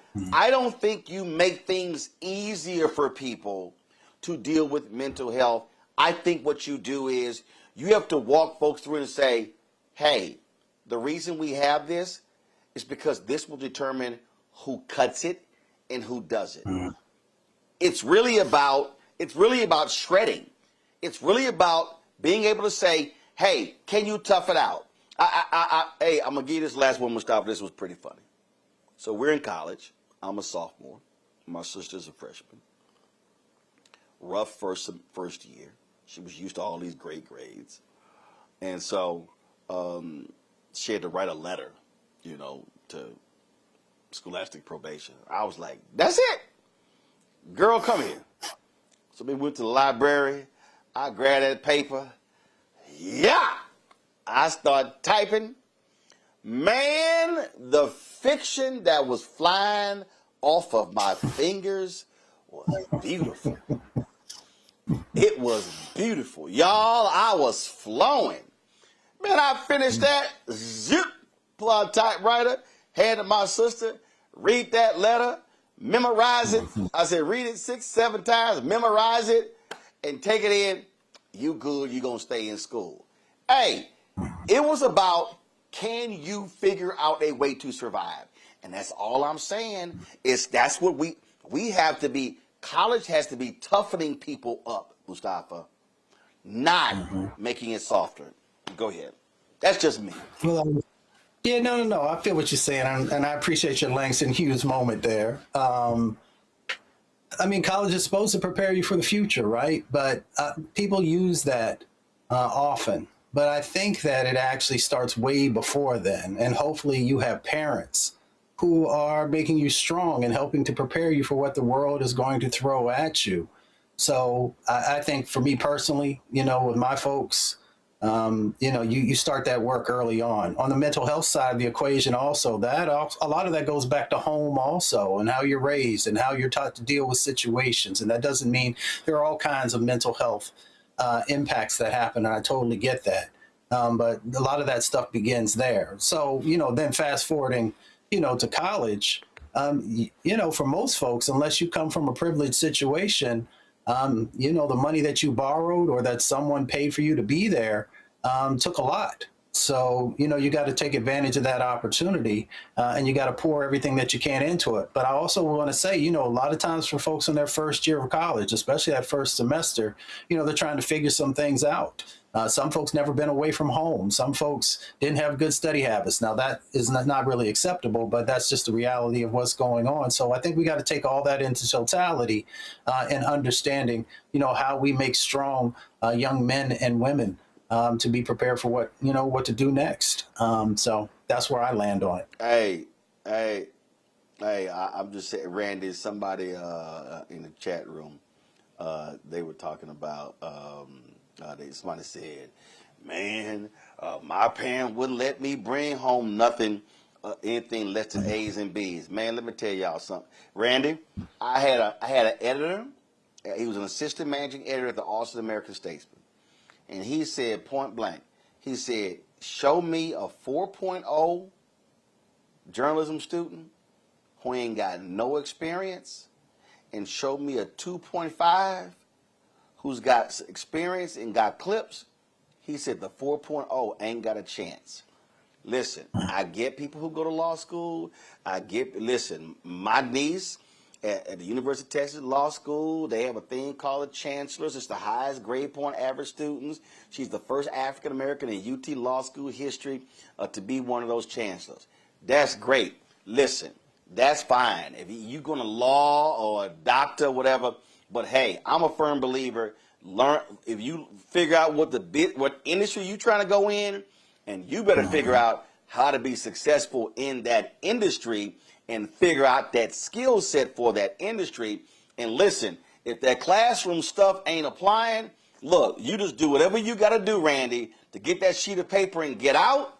But I believe you building your skill set for your career. Because listen, all y'all out there with your magna cum laude and your summa cum laude and all your ropes and all that stuff, that shit don't mean nothing right now when it comes to your bank account and when it comes to your job. That's cute to have it then. And listen, assalamu alaikum, wa alaikum salam, congratulations, all that stuff when you got it then. But I saw right there, Randy, listen, that stuff ain't going to mean a hill of beans. So y'all can go ahead and do all that. I'm trying to get these skills so I can get paid.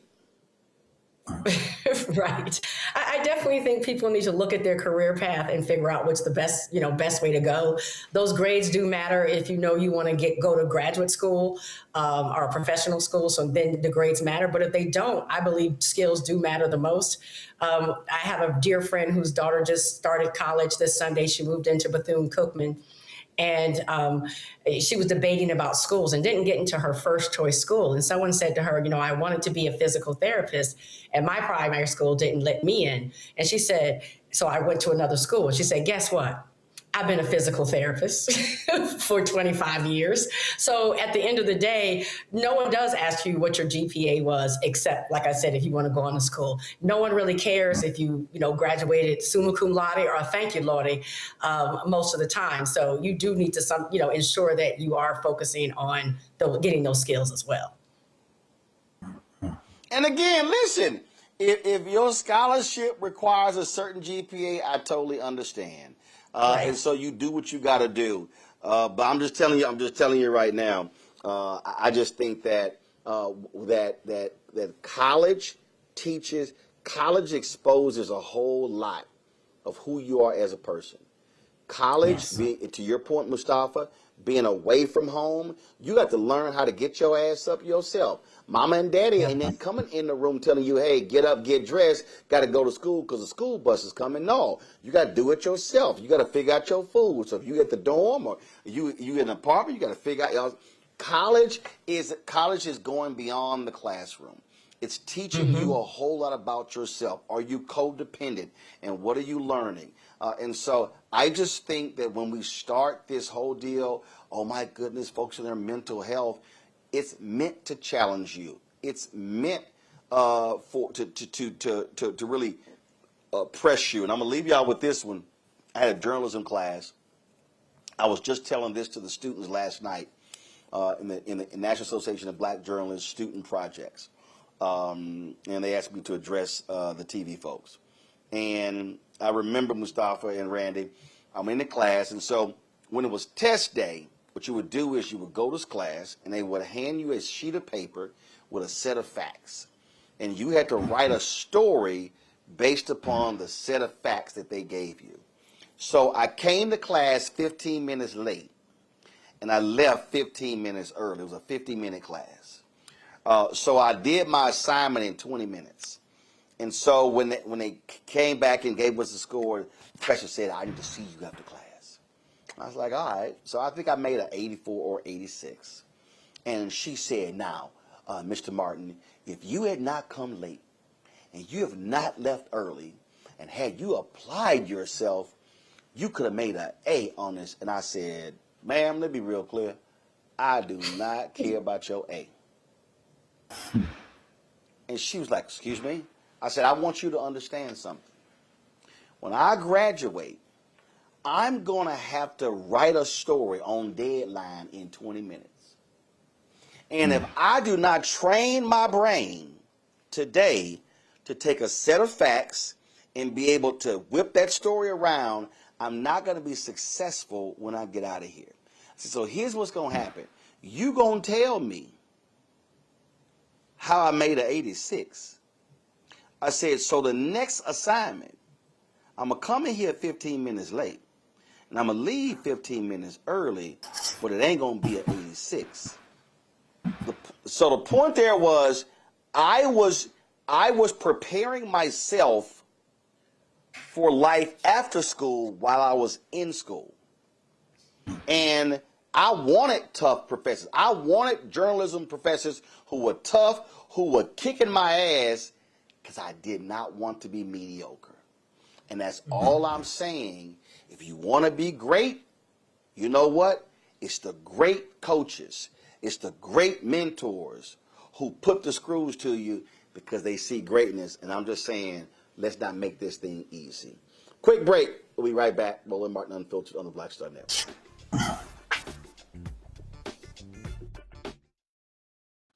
All right, folks, let me get personal for a second. My mom had questions about her Medicare, so she called Chapter, a Medicare advisory company, and she texted me right after saying it's a great benefit. It was easy. A real person walked her through the whole thing, and now she understands better what's going on. But it's not just her.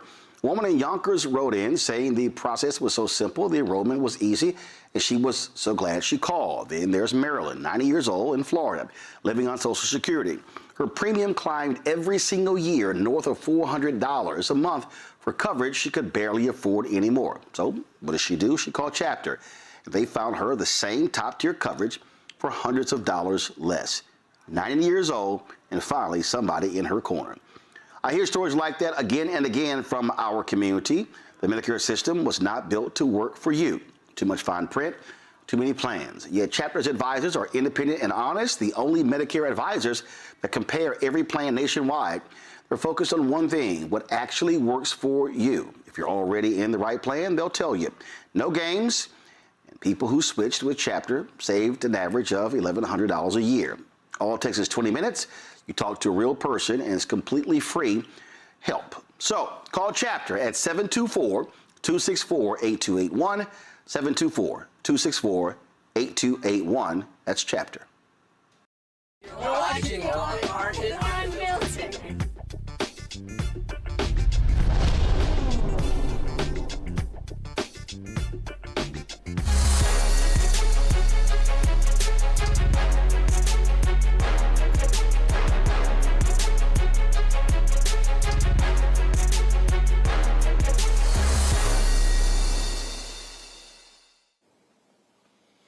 Folks, according to the Annie E. Casey Foundation's Kids Count Data Book Report, black children face significant proficiency gaps in reading math nationwide. The report says roughly 85% of black fourth graders read below grade level. Martin's children's books addresses that issue by offering books that support early literacy and math, as well as workbooks, while providing diverse stories that help with emotional awareness and social skills. Author Latasha Martin joins us right now. Latasha Martin, how you doing? Hi, how are you doing, Mr. Roland Martin? I am so excited to be here. I have been watching you for years. I am just so honored to be on your show tonight. I appreciate it. Before I ask you, first of all, where are you from? Which Martins are you from? Well, Martin is my husband's last name, and we're in Homestead, Florida. All right, where are his people from? Paran, Goose, Richmond Heights, South Florida. Okay, all right. Well, I don't know. I don't have any Martins that I know who are in Florida. My folks came from East Texas, and so, but I'm sure somewhere up in there, there's some sort of connection there. So let's get right into it. All right, yes. We were just talking about, obviously, we were talking about college. We were talking about, this whole pass grade thing. But the reality is, really, the need to learn, the build knowledge in elementary school and middle school is so important because it positions you for high school. And so walk us through your books. How do you help with that literacy? What is it teaching, and where did this all start? Okay, well, first, I am a veteran elementary school teacher. I've been teaching for 20 years. In South Florida, I've taught kindergarten, third grade, fourth grade, and fifth grade. So those are definitely the critical years where, especially for third graders in Florida, that they do have that fast testing that they need to pass in order to be promoted to the fourth grade. So that's what I've been working on for the last 10 to 12 years. I've been working solely with third and fourth grade students to help them with their comprehension. So when our schools went to COVID break, which was 2020. And that's when I started building my business. I had time at home. I've always enjoyed reading. So my passion was always reading comprehension, literacy, exploring different genres. So from that and the extension that I had at home, I created my business. And my love of reading fostered my growth of my company. I have published 6 children's books. I am an independent children's book author. And I've published children's books. First, I started with books that related to my sons. I have 2 of their older children now, a 20-year-old and a 16-year-old. But I used them for my first book, Black Boy Be You. I wanted to create a book where my children can see themselves in their books. So as a teacher, there are not a lot of stories that include African-American characters. So that was definitely one of my first goals, was to create characters that look like my children. They were my inspiration. They're also the characters in my story. So my first book was Black Boy Be You, which was just affirmations, teaching them that, you love yourself, you have hairstyles that look like the characters in the story, and there's absolutely nothing wrong with it. They can see the name Isaiah and know a family member, a friend, or their name is Isaiah. So it's building the love of literacy with a connection to your community. So from that growth, I have included a Black Girl Be You, which is a positive affirmation for young girls. And then I went to focusing on my early literacy, which I noticed that the students, which you were talking about before, especially with the universities, that, everybody's kind of pushing them along. So my goal was to create stories that help children at the early age. So I have Surrounded by Numbers, which is helping children understand that numbers are everywhere. So it's taking the connection from your neighborhood to school and making everything go with what they understand and that they're working on. So as in understanding that I'm not just counting in school, I also can see when I go outside, I can count the number of steps. I can practice the same vocabulary, understanding how my digit and my word form meet. And from there, I increased it to my latest one, which is the Polite Parade, which is something that, a lot of elementary school teachers have been working on, which is manners. Unfortunately, something lately is that, a lot of our kids struggle with interacting positively with one another. So I wrote a story that talks about, the polite way to interact with each other. Please, thank you. May I have this? So those are some of the words that we don't hear definitely in our school. So it's something that I wanted to bring back, to see characters that interact with your same everyday life, but you can relate to them. Can I see myself in the story and still learn at the same time? So that's always been my goal. And along with my children's books, people love to read, but they also like to take it and practice those same skills. So with my reading books, I made companion workbooks and coloring books for children so they can take it with them, practice. Handwriting is also a big thing. I don't know about universities, because even, with the computers, they stopped with the handwriting. So that's a big thing for a lot of children also. Yep. So my goal is to go back to the old school ways of teaching. Let's questions from my panel. Randy, you're first. I'm so excited to see your books. I'm a former English major and English teacher, so I really believe that we need to work on literacy. What do you think makes your book special where kids want to engage with them? Well, what I really do enjoy about my books is that I love bright colors. So definitely with younger students, they need things that pop out to them. So it's not just the words, it's the images also.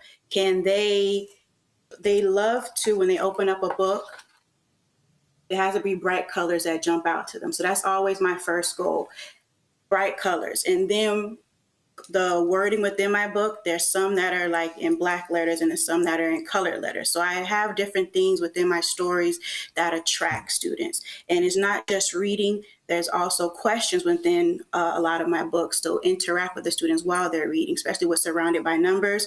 It asks them, how many do you see in this picture? How many cars are there? So it's just adding a different level to just reading a book. Thank you. Mustafa. Yeah. Well, congratulations, Ms. Martin. I have two questions for you, actually. The first one is about the evolution of your books and the students who've been reading them. Could you share with us sort of how some of the students, maybe who you stayed in contact with, sort of their evolution with your books? Well, yeah. So my first book was Black Boy Be You. So that one was definitely a big hit as a time of, self-empowerment for young boys. And then they wanted to know, was there more that I was writing about young boys? Because there's not a lot of books about African-American boys. We might see more girl books, but my first couple of books definitely focused on the young boys. So they wanted to see something else that related to them. So I included Surrounded by Numbers, where my main characters are young men.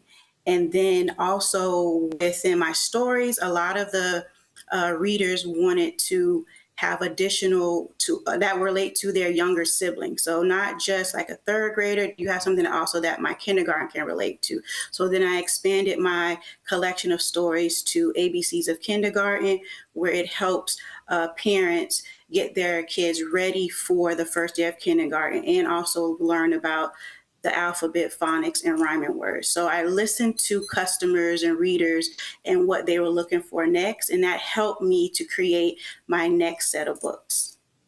And my second question, really quickly, illustration is so incredibly important when it comes to children's books. Do you do the illustration? Do you hire other Black folks who do the illustration? How does that process work? Okay, I am definitely not an illustrator. I enjoy writing the story, so I did outsource my illustrations. For my characters, what I use are pictures of my children when they were young. So I sent illustrators a picture of my kids and I said, can you please draw them?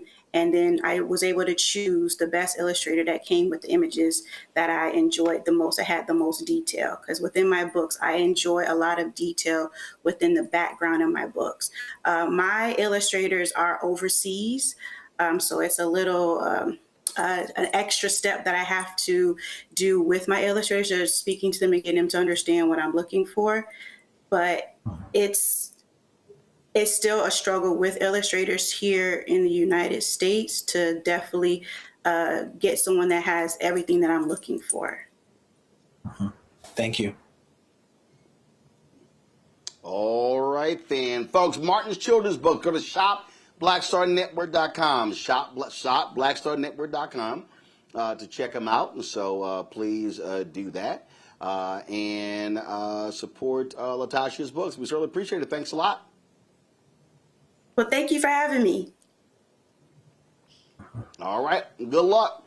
All right, folks. Let me give you an update on the story out of Illinois. Remember the black guy who they had issues at the pool? Well, the property owner of the apartment complex has released a statement saying that it was not discrimination.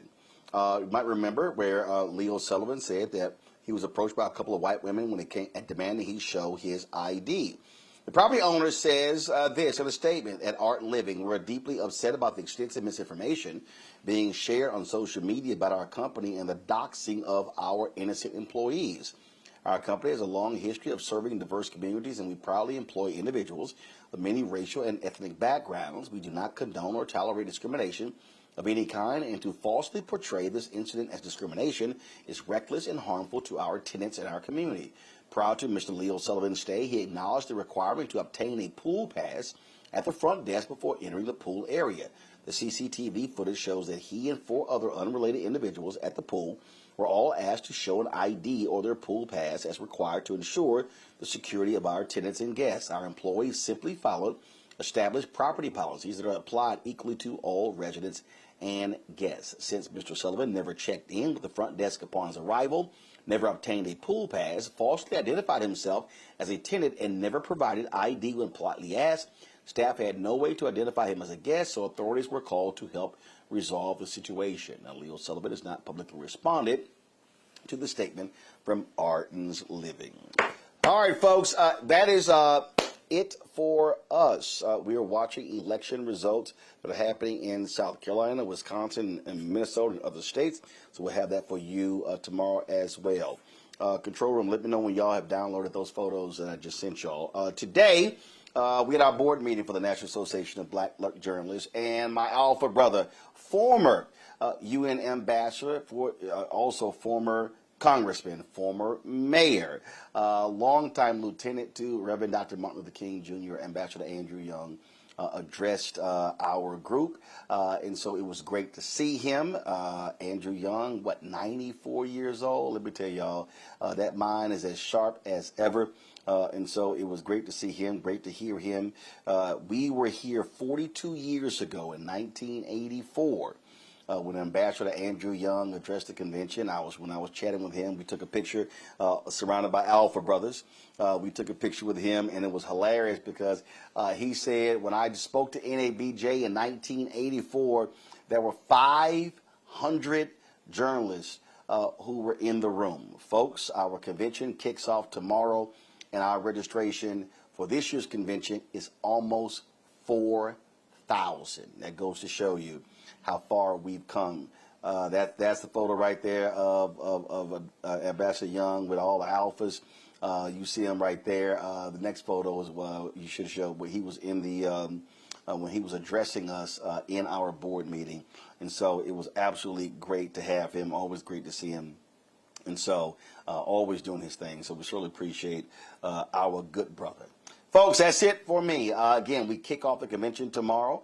Lots of things happening here in Atlanta. We got a number of people who are coming through here. Senator John Ossoff, House Democratic Leader Hakeem Jeffries, I believe Georgia's gubernatorial candidate Keisha Lance Bottoms, and other folks are going to be here. And so we look forward to all of them speaking and addressing our convention. We'll be carrying you several of the live streams. Tomorrow night, we have the opening ceremony that will be live when we're also live. So we're going to be carrying that stream as well. So I won't be at the opening ceremony. And to the Clark Atlanta folks, I got invited. The president, they're having an event on their campus featuring Lindsay Davis of ABC, Byron Pitts of ABC, Shari Williams out of Philadelphia, and some other folks. I can't make that because I got to be here with y'all. So although we're here at NABJ, although I'm Vice President Digital, brother's still working. So So we'll be doing lots of stuff. So look forward to all of that happening. All right, folks, if y'all are on YouTube, y'all need to be hitting the doggone like button. We at 723. How we got 723? Y'all know we should easily be at 1,000 likes. And so, man, y'all stop messing around, hit the like button. So let's get another 280 before I sign off, okay? So we can hit 1,000. All right, y'all. Do me a favor. If you want to join our Bring the Funk fan club, our goal is to get 20,000 of our fans contributing on average $50 each a year. That comes up to $4.19 a month, 13 cents a day. That is about, of course, helping us with our funding of what we're doing, because we're doing the work that other people are not doing, and so your support is critical to making that happen. If you want to contribute via Cash App, use a Stripe QR code. You see it right here. That's for credit cards as well. If you're listening, go to blackstarnetwork.com for ways in order for you to support what we do. Checks and money order, make it payable to Roland Martin Unfiltered, P.O. Box 57196, Washington, D.C., 20037-0196. PayPal's R. Martin Unfiltered, Venmo's RM Unfiltered, Zelle, Roland at RolandSMartin.com, Roland at RolandMartinUnfiltered.com. Download the Black Star Network app, Apple phone, Android phone, Apple TV, Android TV, Roku, Amazon Fire TV, Samsung Smart TV. If you want to get our Roland Martin Unfiltered swag, please go to shopblackstarnetwork.com, shopblackstarnetwork.com. Did I tell y'all? Not y'all. I told y'all to get a new graphic. I said it yesterday. Please get that fixed. You can get these shirts right here. You can also get our Robert Patillo Flamethrower shirt. You can get our America at 250 shirts as well. All of those at shopblackstarnetwork.com. Again, go to our marketplace segment on the website if you want to support our black-owned products. Again, go to shopblackstarnetwork.com. All the products you see in my studio, all of these products are from black-owned companies, and so your support is absolutely fantastic. So please support them. When you support them, you support us. Folks, that is it. I'll see y'all tomorrow, right here from Atlanta, Roland Martin Unfiltered on the Black Star Network. Holla!